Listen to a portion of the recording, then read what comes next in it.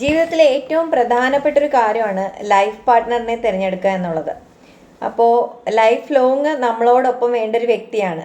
അപ്പോൾ നമുക്ക് മറ്റുള്ളവരൊന്നും നമ്മളെ കമ്പൽ ചെയ്യാതെ, അല്ലെങ്കിൽ അച്ഛനോ അമ്മയ്ക്കോ ഒന്നും വേണ്ടിയല്ലാതെ നമുക്ക് കൂടെ ഒരാൾ വേണം, നമ്മുടെ ലൈഫ് ഷെയർ ചെയ്യാൻ ഒരു പാർട്ട്ണർ വേണം എന്ന് 100%ഉം ആത്മാർത്ഥമായ ആഗ്രഹം ഉണ്ടെങ്കിൽ മാത്രം ഒരു റിലേഷൻഷിപ്പിലേക്ക് പോവുക.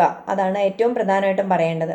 പിന്നെ നമ്മൾ സംസാരിക്കുമ്പോൾ അല്ലെങ്കിൽ നമ്മൾ കാര്യങ്ങളൊക്കെ ഷെയർ ചെയ്യുമ്പോൾ നമുക്ക് ആ ഒരു കെമിസ്ട്രി വർക്കൗട്ട് ആവുന്നില്ല, നമുക്ക് അവരോട് യാതൊരു സ്നേഹവും തോന്നുന്നില്ല. ഒരു വ്യക്തിയെ പരിചയപ്പെട്ട് 4 to 6 വീക്സ് ഒക്കെ കഴിഞ്ഞിട്ട് പോലും നമുക്ക് അവരോട് ഒരു കണക്ഷനും തോന്നുന്നില്ല, അല്ലെങ്കിൽ ഒരു അട്രാക്ഷനോ ഓപ്പണായി സംസാരിക്കാനോ കാര്യങ്ങൾ ഷെയർ ചെയ്യാനോ ഒന്നും ഉള്ള ഒരു മനസ്സ് തോന്നുന്നില്ല എങ്കിൽ അങ്ങനെ ഒരു കെമിസ്ട്രി വർക്കൗട്ട് ആവാത്ത ഒരു റിലേഷൻഷിപ്പിലേക്ക് ഒരിക്കലും പോകാതിരിക്കുക. അത് മുമ്പോട്ട് കൊണ്ടുപോകണോ വേണ്ടയോ എന്നുള്ളതൊന്ന് റീതിങ്ക് ചെയ്യുക. മറ്റുള്ളവർക്ക് വേണ്ടിയല്ലാതെ നമുക്ക് വേണ്ടിയാണ് എന്നുള്ളത് 100% ഉറപ്പുണ്ടെങ്കിൽ മാത്രം റിലേഷൻഷിപ്പ് സ്റ്റാർട്ട് ചെയ്യുക. പരസ്പരം സ്നേഹിക്കാനും ബഹുമാനിക്കാനും കഴിയുന്നുണ്ടോ എന്നുള്ളത് വളരെ പ്രധാനപ്പെട്ട ഒരു കാര്യമാണ്. എത്ര സമയം പരസ്പരം സംസാരിച്ചാലും കാര്യങ്ങൾ ഷെയർ ചെയ്യുന്നതിന് അല്ലെങ്കിൽ നല്ല കേൾവിക്കാരായി ഇരിക്കുന്നതിന് കഴിയുന്നുണ്ട്, ഒരു ബോറടിയും തോന്നുന്നില്ല എങ്കിൽ അങ്ങനെ ഒരു വ്യക്തിയെ നമുക്ക് ലൈഫ് ലോങ് നമുക്ക് കൂടെ വേണം എന്ന ആഗ്രഹം തോന്നുന്നുണ്ടെങ്കിൽ മാത്രം ആ റിലേഷൻഷിപ്പിലേക്ക് പോവുക.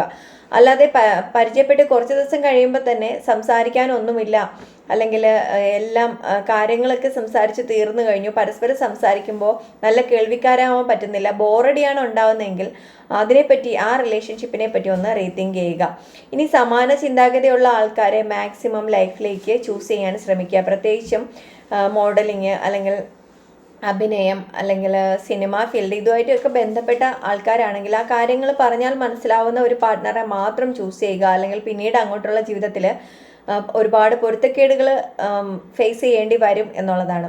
ഇനി നല്ല പാർട്ട്നേഴ്സ് എന്നുള്ളതിനപ്പുറം നല്ല സുഹൃത്തുക്കളാവാൻ കഴിയുന്നുണ്ടോ എന്ന് ചിന്തിക്കുക. നല്ല സുഹൃത്തുക്കളായിട്ട് എല്ലാ കാര്യങ്ങളും ഷെയർ ചെയ്യാൻ പറ്റുന്നുണ്ടെങ്കിൽ അവർക്ക് ലൈഫ് ലോങ് നല്ല പാർട്ട്നേഴ്സും ആവാൻ കഴിയും എന്നുള്ളതാണ്. ഇനി ഈ ഒരു വിഷയത്തിൽ കൂടുതൽ കാര്യങ്ങൾ അറിയുന്നതിന് താഴെയുള്ള വീഡിയോയുടെ ലിങ്കിൽ ക്ലിക്ക് ചെയ്യുക.